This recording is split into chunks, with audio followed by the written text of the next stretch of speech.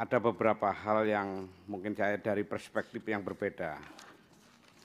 Yang pertama, kaitannya dengan surat edaran Menteri yang kaitannya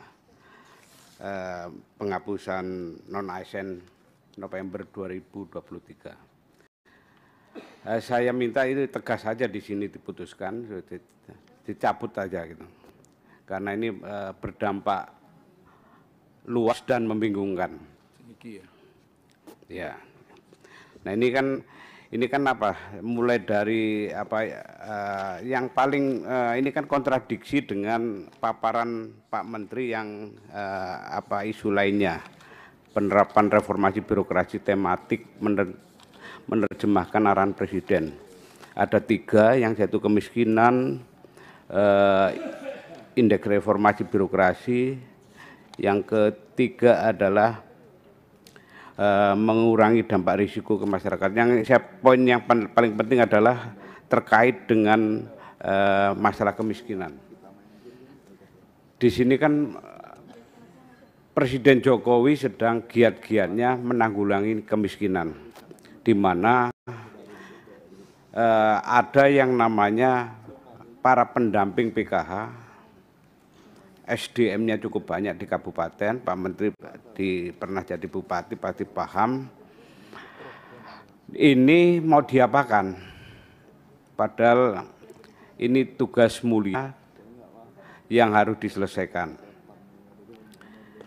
Belum lagi yang lain-lainnya, termasuk kalau kita turun ke daerah, banyak guru-guru yang juga masih honorer juga banyak dibanding yang PNS maupun yang P3K. Nah ini di sini dari paparan yang ada belum secara tegas, malah dikatakan perlu kesepakatan. Kesepakatan kami adalah untuk mencabut surat ini dulu, supaya tidak menjadi gundah gulana. Itu yang pertama. Yang kedua, kita bicara masalah kekinian. Ini dari paparan Pak Menteri ini memang luar biasa. Ini pendekatan grand design maupun pendekatannya teknokratik. Ini sebenarnya paparan seperti ini Pak Menteri lebih cocoknya jadi Menko, supaya bisa menerobos kementerian yang lain. Tidak Menpan RB, tidak berdiri sendiri. Maksudnya apa? Tidak pada level kementerian saja, saya pikir reformasi birokrasi sampai daerah. Betul ada MPP sudah, digitalisasi oke. Satu hal yang lupa adalah manusianya. Reformasi mental manusianya. Ini contoh yang paling sederhana saja, kaitannya masalah data kemiskinan. Orang miskin harus melapor bahwa saya miskin. Orang meninggal harus lapor, saya sudah meninggal. Ini kan carut marutnya birokrasi, di mana birokrasi yang belum hadir untuk menyongsong yang ada. Sistem sudah terbangun, tapi manusianya belum. Bagaimana gerakan-gerakan budaya, kesadaran untuk melaporkan hal-hal yang ada supaya masuk ke dalam sistem.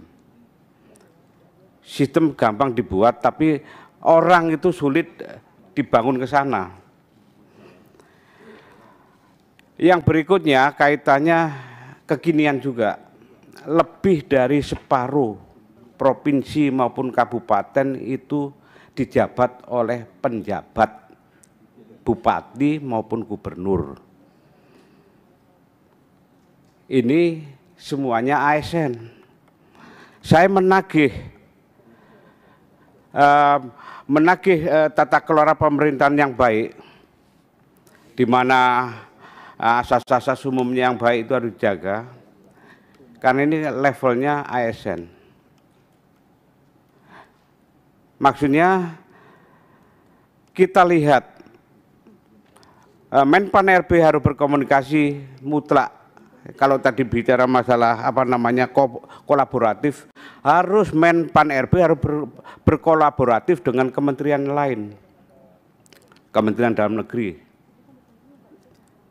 Kementerian Dalam Negeri dalam artian pengangkatan PJ.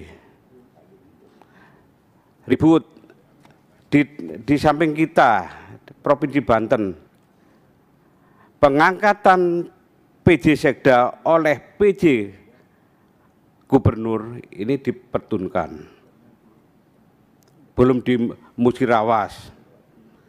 Karena apa? Dia diangkat jadi PJ Bupati, waktu itu posisinya sebagai Sekda. Begitu dia ngerangkap Sekda, dia melepaskan diri dari Sekda, mengangkat PJ Sekda. Ini kan nggak boleh, legal standingnya seperti apa? Saya minta juga dikaji juga di Menpan RB, di BKN ada, ini seperti apa? Ini kan nggak boleh, begitu digugurkan sebagai sekdanya, habis dia sebagai legal standing sebagai PJ Kepala Daerah. Ingat, ini bukan pemilihan, ini penjabat yang ASN. Di daerah lain, di daerah saya ada kabupaten dapil saya di Lampung. Itu sama. Nah, ini keterlanjuran, kesalahan yang tidak pernah dikoreksi oleh Menpan RB. Ini menjadi kebiasaan yang buruk, tata kelola yang jelek. Yang berikutnya, model ini kan tahun politik, di mana begitu rebutan PJ pasti ada masalah, ada apa-apanya, apa adanya. Bukan apa adanya, ada apanya. Mereka berlomba-lomba bagaimana melakukan rolling. Nah, ini saya model begini saya mengapresiasi dari Menpan RB, di mana ada beberapa keputusan konsultasi dengan BKN Menpan RB itu di stop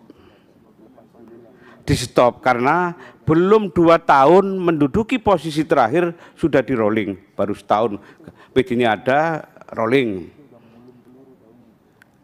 Nah, ini hal-hal inilah yang harus perlu diperkuat kerjasama kolaboratif.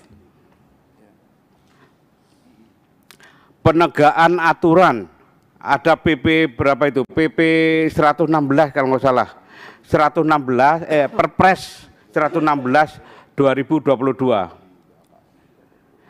Dia itu kalau merolling harus minta persetujuan BKN. Di daerah saya banyak tuh ngerolling aja. Kebiasaan yang lama itu hanya dengan Mendagri selesai. Nah, ini kan ada Perpres. Saya nggak tahu ini Perpres ini apa bunyi-bunyian atau apa namanya ditaati. Bagaimana mereka yang melanggar Perpres yang ada? Enggak diapa-apakan tuh. Jadi kalau memang nggak ditegakkan Perpres ini dicabut aja, diusulkan, dibuang aja. Ini carut marut di daerah begitu. Begitu ada PJ rolling besar-besar begini-begini. Ini Republik PJ, bahaya. Ini Menpan RB harus di depan untuk mengendalikan birokrasi yang ada. Supaya pada tupoksinya BKN itu luar biasa, ada LAN juga di situ. Ini saya tuntut Menpan RB harus kolaboratif dengan kementerian yang lain. Berikutnya, kaitannya kita bicara masalah CPNS, P3K. Banyak masalah yang kemarin mafia CPNS tidak diselesaikan. Aktor intelektualnya mana? Kami tidak mendapatkan data yang ada. Ini kalau tidak diselesaikan dari akarnya akan terus berulang. Saya temukan di daerah yang menjadi salah satu pemain mafia CPNS juga didiamkan. Kebanyakan BKD. Ada yang didiamkan dalam posisi yang biasa, tetap jabatannya. Ada yang memang kena sanksi. Anehnya dia menjalani hukuman tapi tidak ada keputusan dia dihukum. balik lagi dia. Saya nggak tahu ini kita bicara asik ke depan, rekrutmen dan sebagainya. Akar masalahnya dari tahun ke tahun begitu ada seleksi, ada mafia dan sebagainya, tidak pernah selesai. Kasihan masyarakat yang nggak punya duit, berprestasi, pintar, jadi di PNS, kena mafia. Saya minta ini tanggung jawab yang ada ini diselesaikan.